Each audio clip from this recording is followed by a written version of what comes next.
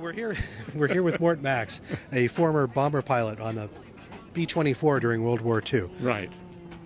So, what do you think? What do you think? What do I think? I think it's terrific to see an old 24, which is long gone by and no longer serviceable.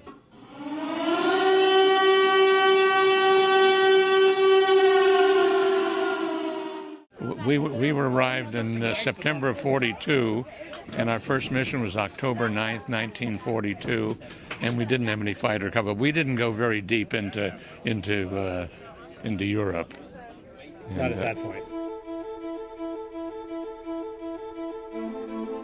Usually, we got alerted the night before. That means we didn't get to drink anything.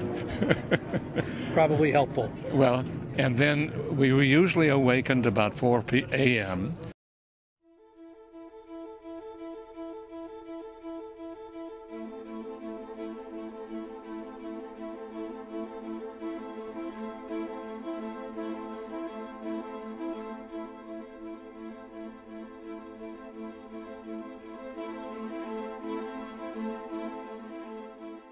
And then we went to breakfast, and then we went to the briefing, and then we went out to the planes, and the briefing was the pilots were in one briefing room, the navigators in another, the bombardiers in another, and then the gunners, and they were all separated. They all had specific information. They had specific instructions of what they were going to face, when they should do this and when they should do that, and then because they couldn't cover the whole thing with the whole flying with the whole crew. Then we get into our planes and we'd taxi out and line up and hope that the weather was clear on the other side.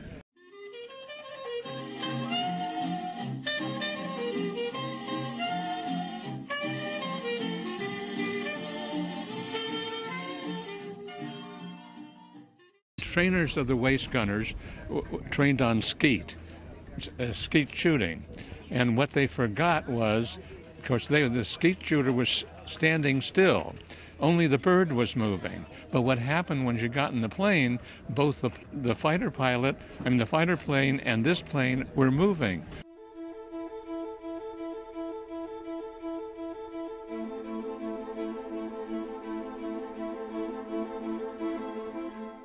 So the target was entirely different. In order to key on the target, they forgot about the plane moving, so the closing rate, it was entirely different. They had to figure it all out on the fly. They had to go back to the drawing board and figure out how to aim and to for the fighter pilot who was closing in on you.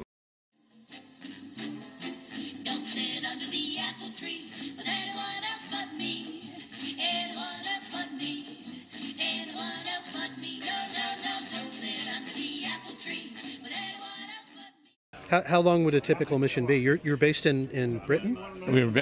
Then we went to Africa twice, and the longest mission I was on was a 12-hour mission. Wow. Yeah, we went to Wiener Neustadt in Austria from Benghazi. Oh, wow. Yeah, that was a long flight. But most of the time it was from the time that we took off, well, the time we formed, probably 6 to 7 hours, getting out, forming. That took at least an hour to circle and get everybody in formation. That was the first thing we did over the base. Every group did the same thing, and everything was in formation. And how many bombers in your group? Usually 24, 4 squadrons of 6. So it looks like, according to the little loading chart here, you've got 2,000-pound bombs, you've got 500-pound bombs. Right. What would you use what for? Mostly the twos. The Would twos? go to sub-pens, for example. That was one of the targets. Saint Nazaire, and then we'd either carry. I don't ever remember carrying 500s, but we carried thousands or 2,000s. Did you fly these things? I did. Were you a pilot? Mm-hmm. How old were you? 20. How old was I? Well, let's see. I was 20 when I went in, Graduated 22. The Germans were so good. We'd come back from a raid and we'd say, Jesus, did we level that place?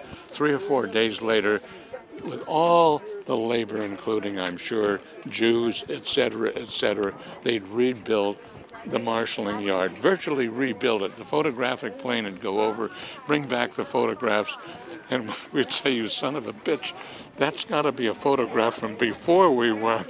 No, we got to go back again. How did you feel flying, dropping bombs, and people would die? Never thought about it. Never crossed. Never thought about it. That's great. No, I mean, because we knew we were at war with an enemy, and it was a war, and that was it. We had to win.